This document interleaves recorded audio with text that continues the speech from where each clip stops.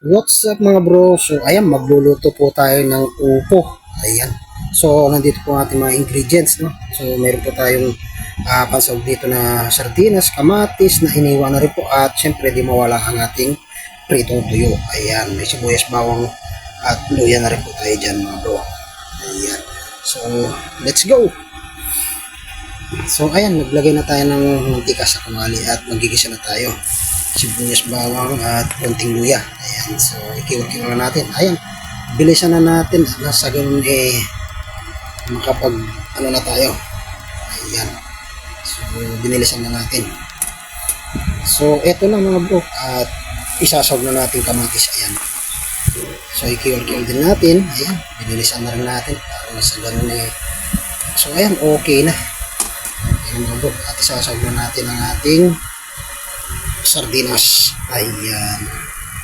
So, pagkatapos po nito ay konting hiwa lang po sa ating sardinas na sa ganun ay maano yung lasa. Ayan. At isusunod na po natin ang ating upo. Ayan. Kiwa lang natin yan para mabalanse. Ayan. So, dito na po ang ating upo. Ito na ang upo natin. Ayan mga bro. So, paalala lang po, no? Dahil ang upo po kasi ay matubig na po yan. So, konting tubig lang po ang kailangan natin dito. Yung tamang tubig lang dahil nagtutubig na po yan ang ating upo. Ayan, lalagyan na natin ng konting tubig. Ayan. At maglalagay na rin po tayo ng mga ibang ingredients natin. Maglagay na tayo ng asin. Ayan. At maglalagay na rin tayo ng paminta. Ayan. Ayan, pamintang pino at may pamintang durog. Ayan. Pampalasa rin po kasi yan. Actually, pag ako nagluluto ng mga gulay, nilalagyan ko talaga ng ganyan. At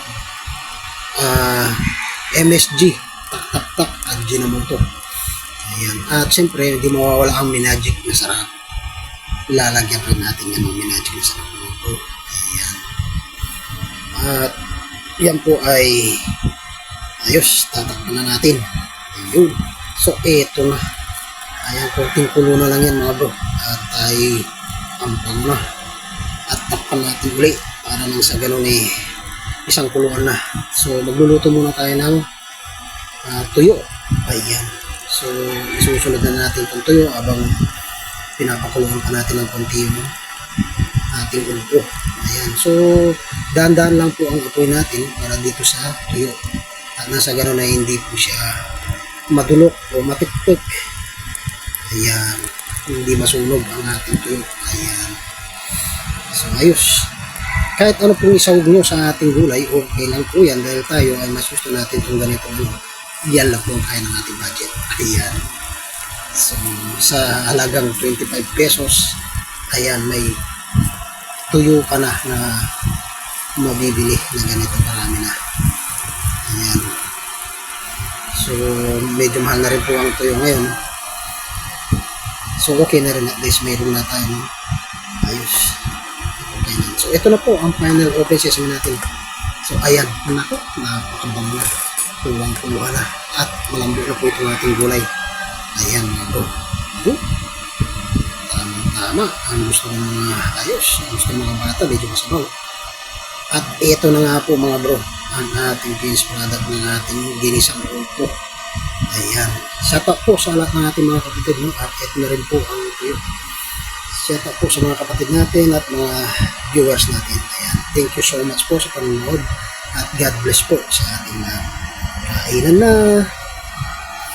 ayos.